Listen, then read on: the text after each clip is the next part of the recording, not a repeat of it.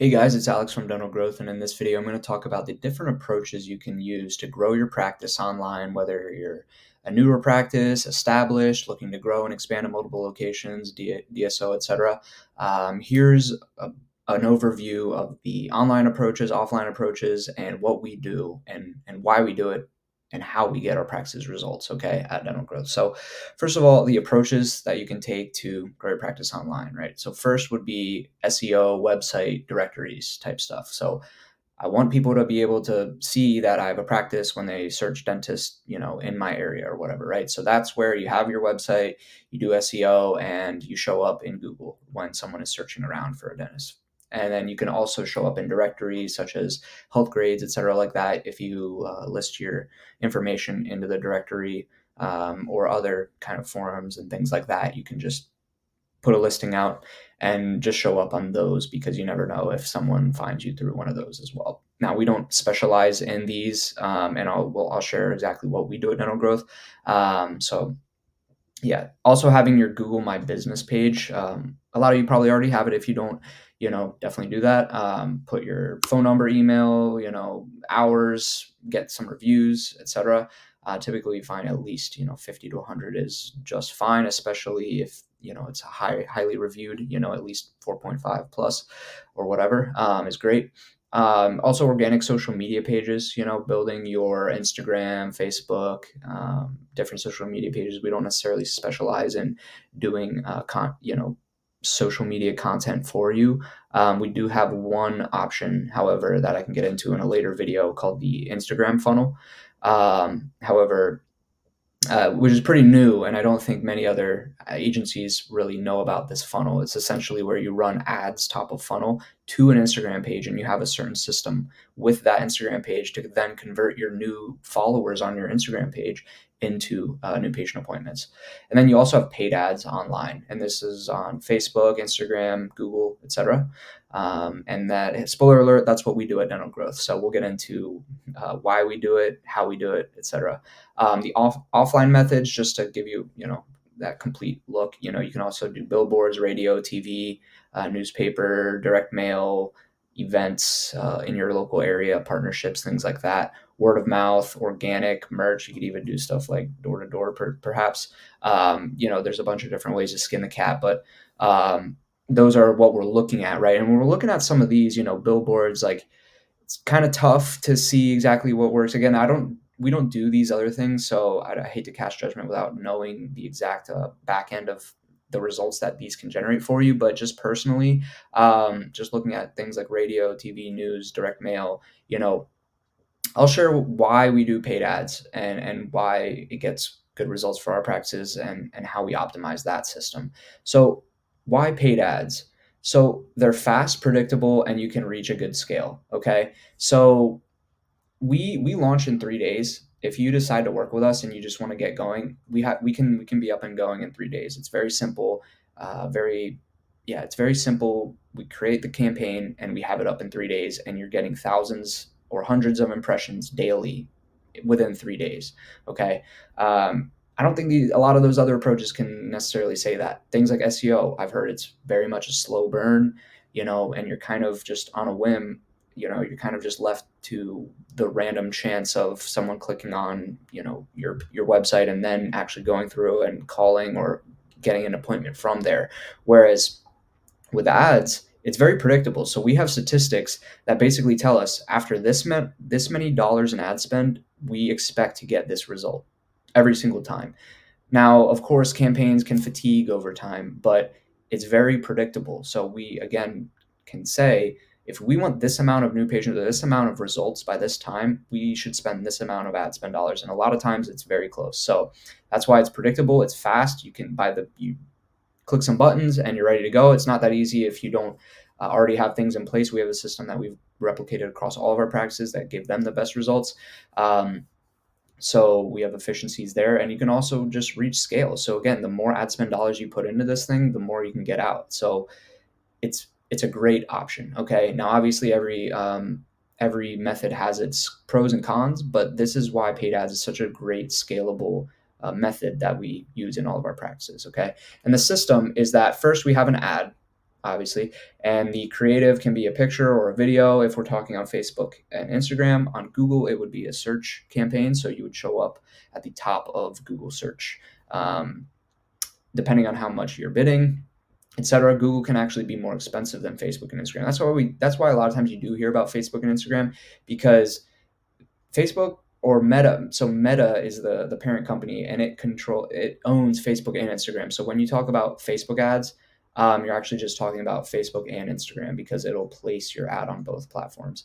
And this will be your picture or video, and I think I was about to allude to the fact that Facebook and Instagram ads are typically you can get patients and interested leads much cheaper than Google, because Google has a bit of competition to it, and there is a bit higher intent there because someone's actively searching for it. So it's just there's more competition there.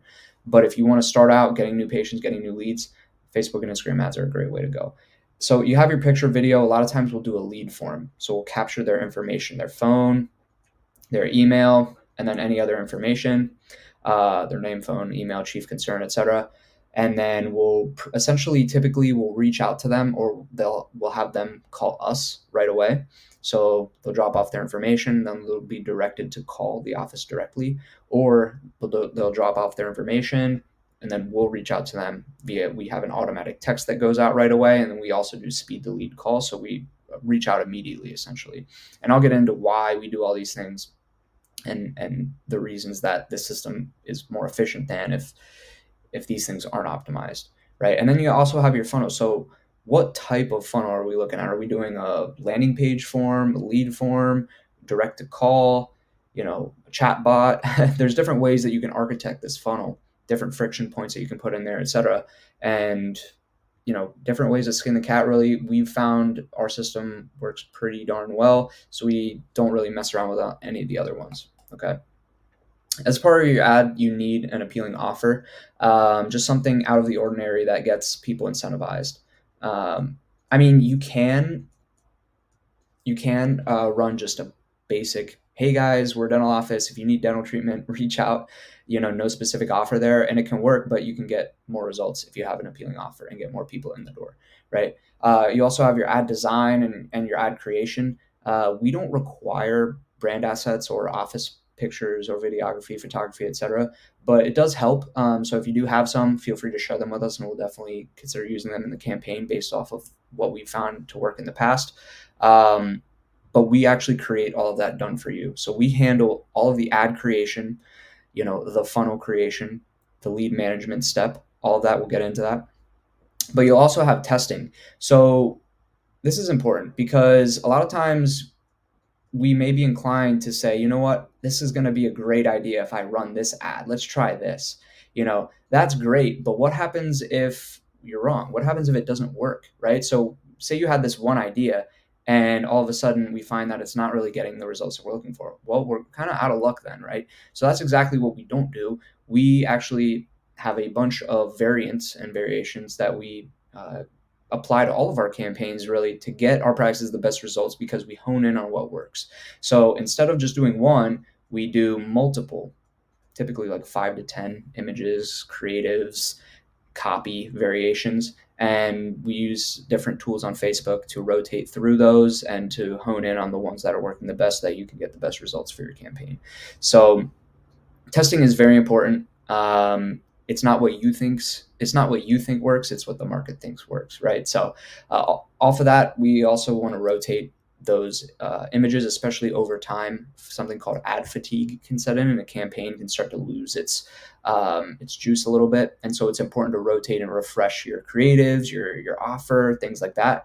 And as such, it's important to have somebody who's daily monitoring, or a media buyer. So media buying decisions. So do you have someone in there that knows when to rotate out a creative, replace it with something else, knows when, okay, maybe the offer is lacking here. Okay, people are getting lost in this lead form. Okay, people, this cost per result is a bit out of industry standard, what we've been finding to work. So something's off here, and just diagnosing each step. So making those media buying decisions, when to turn off an ad, leave it on, etc. That's why it's important to have a dedicated media buyer running your ads. And we are in there every single day making sure that the results are still going good. So also funnelology, as I like to call it. So one aspect of funnels is that if you have more hoops or more friction, um, and you're searching for a very specific person, that's great, and your quality can really go up. However, you lose on quantity. So it's a gradient here, a dichotomy. The more friction and more hoops you put in, the less quantity. Or if you go for more of a wide net approach and just open the faucet and then add the filter in afterwards to, okay, we're getting leads, we're getting new patients, but I really like this kind, let's focus on that.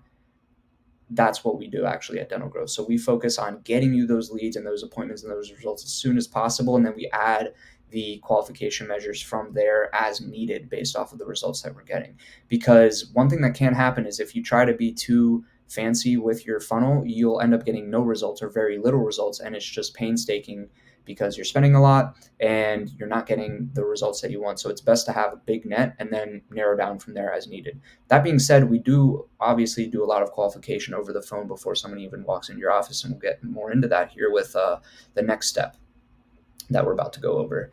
Also, as part of the ad, messaging and copy. What is copy? You mean like copy paste? No, copywriting. Copywriting is messaging and writing in words in ads that get better results than other words. How are we? What type of writing and captions are we putting in there? It's important to speak to people's pains, their desires, structure the caption in such a way that it gets better results than if it didn't have some copywriting elements in there. So we do everything A to Z in the ad as well, the messaging and the copy, to really pinpoint who we're looking for dental patients here. We're not looking for something else. So the messaging and the copy is important, as well as the targeting. A lot of times Facebook's getting better at this, so you don't have to go in there and do too many fancy, crazy things in there. The ad algorithm and the artificial intelligence is getting pretty good nowadays to find your exact target customer, which is another pro to digital advertising. There's so much, artificial intelligence backing this stuff that really it's just laser finding your people nowadays, which is great.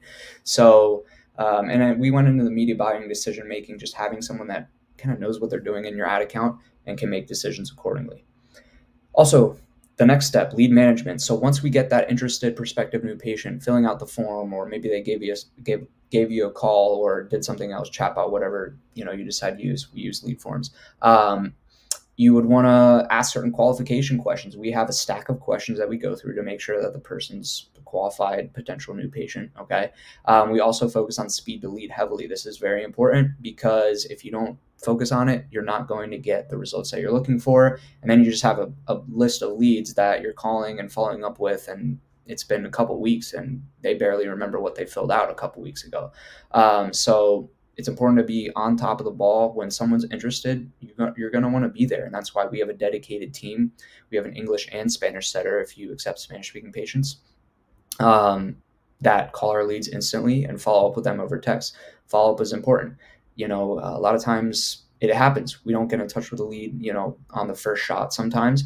So follow up is important. So having someone in there that we have everything organized in such a way that we know who to follow up with, how many times we followed up with them, and just keeping that accountability step. Because a lot of other agencies, if you guys are looking around for agencies and they're not offering lead management for you and they're making your front desk do it, um, you know, it depends on how trained that front desk person is, but a lot of times they're not trained in sales and lead management, and they don't know these steps. They don't know the speed to lead or the follow-up cadence that they need, right? So that's why we have a dedicated team doing this for you so that we can get you the best results. And I'd recommend that you ensure that this step is very tightly handled when you do run a campaign, because you want to get the best results possible for your campaign, right?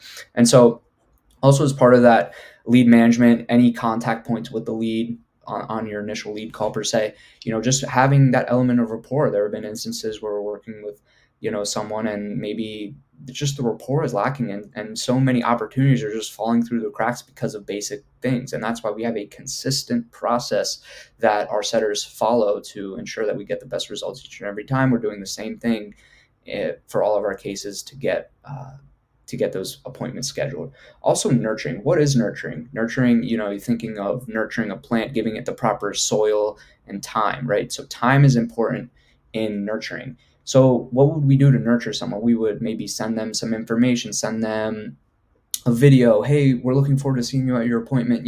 We're trying to take them from where they are and just get them more hot, you could say, right? Get them more informed, educated, getting the expectations dialed in. They know what they're getting into, they're interested, they have all the information, they are liking what they're seeing, things like that. So using time, using content, using things that we can do to nurture that lead, perhaps pre-appointment, before they come in, right? And we can definitely handle that stuff for you as well. So scheduling is important too. If you just had, say, your front desk person doing the scheduling for new patient marketing leads, and it's normal for them to maybe schedule someone for next month or a couple weeks out, but with marketing, we actually find the best results to be when the appointment is scheduled very close to the initial lead call. So we focus on days to the appointment.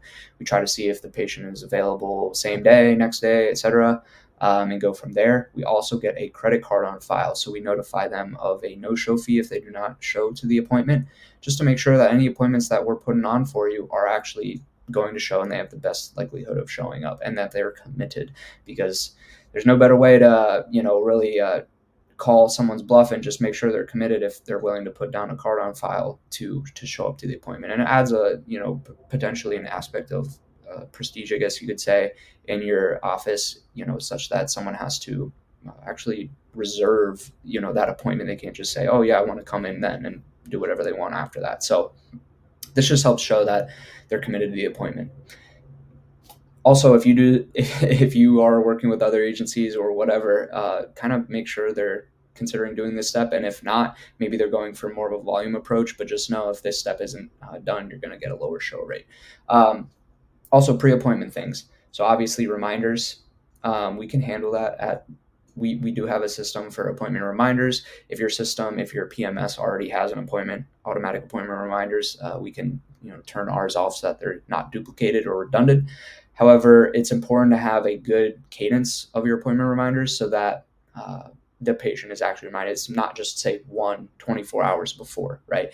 We also do a 24-hour reminder call. And yeah, so also we focus on the gap. So in sales, the gap is point A, where someone is currently, and point B is where they would like to be. So we ask certain questions to just kind of dig into their current situation, and then what is their desired outcome with their dental care, right? Why haven't they, received dental care until now, or how long have they been dealing with this problem, or how does that affect their life? Things like this. So we kind of just ask a few probing questions just to, again, qualify, make sure that the need is there. And this also builds desire in the patient to actually realize, yeah, I'm ready to do this. I do have this problem. So this is important. And this kind of ties into our next step, which is the in-office conversion process. Now at Dental Growth, we do everything done for you, lead to door, lead to chair, but we're not in the office, right? So we can't necessarily do that step for you as well. But we do consulting with our practices just to see how the appointments are going, get feedback, offer strategies to improve that in-office conversion, case acceptance principles, presentation, things like that. You could use models. You could do the gap, things like that, right? To increase case acceptance, financing is going to be big, depending, especially on larger ticket things like full arch. And having a treatment coordinator, financial coordinator is very helpful, and typically the system actually works the best when these folks are in place, because as a dentist, like, I don't know that many of you want to be diving into the logistics and finances of what this person can and can't afford and all that type of stuff. So it's really helpful to have a treatment coordinator, financial coordinator walking the patient through those steps and getting them scheduled for the next time, right? Because you're busy. If you can just go in there, do your problem finding, diagnoses, and treatment plan, and the treatment coordinator, financial coordinator can handle everything else, that's really ideal. And it also helps conversion, having that repeatable system of the financial presentation, FinPres, dialed in such a way that patients are understanding and they actually are accepting the treatment plan. So that really helps. And then the fourth step is tracking. We track everything on a Google Sheet, tons of metrics actually. But just to give you an idea here, cost per show is one of our metrics that we track. And cost per show can range from about $100 to $300 depending on market, treatment, qualification, etc. But this is typically what you're going to be looking at. I mean, ads isn't turning on something and magically I'm just going to sit on my heels and people are going to be coming to me because I've spent a couple $100 on Facebook ads. It doesn't work like that. We still have to put effort in. We still have to have all of these little things that we just described up there dialed in to actually make the system work as optimally as possible for you. So tracking is important, and we report weekly to you guys, so you know exactly what's going on, what the numbers are looking like, and we use those metrics internally to make sure your campaigns are doing as well as they can be. So contact rate, book rate, show rate, those are just to name a few. And ultimately, what's measured is managed. So this helps us diagnose where things may or may not be going wrong in the process. If we're measuring cost per lead, cost per contacted lead, cost per booked lead, cost per showed lead, cost per start lead, show rate, start rate, percentage, etc. When we're um, tracking each step like that, you can get a really good idea where things may or may not be falling off and slipping through the cracks based off of industry standards, what we've seen in our other practices, right? Because we compare across our practices to make sure that everyone's within a good range. So with that being said, guys, these are that this is the dental growth system. Everything is done for you up until the lead walks in the door. And then we consult with you about how those appointments are going and offer feedback to improve that in-office conversion percentage. And from there, we get a nice ROI for you from your marketing campaign. And so you don't have to bother with things like direct mail, events, billboards, and you can turn on ads in 3 days and get new patients same week pretty much, and then consistently and predictably for much time to come. So especially when you have a dedicated partner managing that step, managing the media buying decisions, doing the lead management for you, that's how it's most optimal. Okay, so with that being said, guys, if you're a dentist or specialist and you're interested in getting the system implemented in your practice, got a link in the description for you. You can book a call and we can see if there'd be a good fit and if we can help you practice. Otherwise, with that being said, I guess I'll see you guys in the next video. Thanks for watching.